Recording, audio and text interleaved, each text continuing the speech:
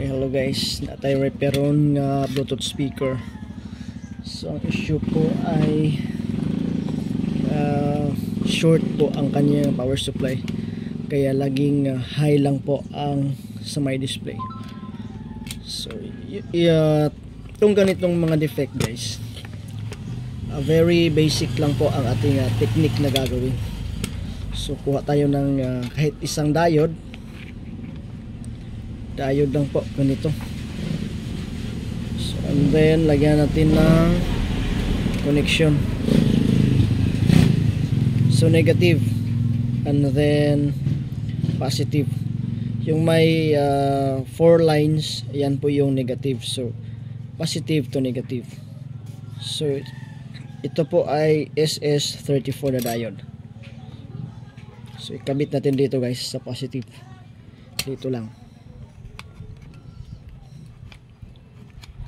And then resolder natin.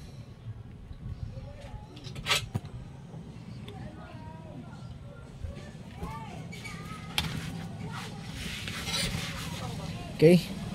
So positive. And guys, ang diode. And then connect natin dito. Connect natin sa positive terminal ng battery.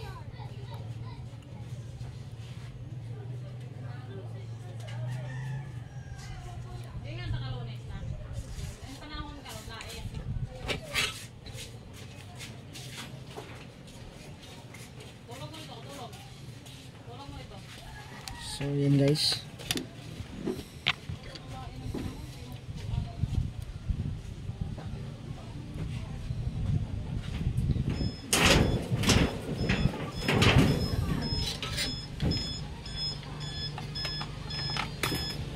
Okay. Connected na po. So connect natin ang charger. Yan. On natin. Okay, so nagdi-display na po siya guys. So yan, okay na yan. Success na po ang ating repair. So ganun lang po talaga ang technique. Okay, thanks for watching. God bless, bye bye and keep safe.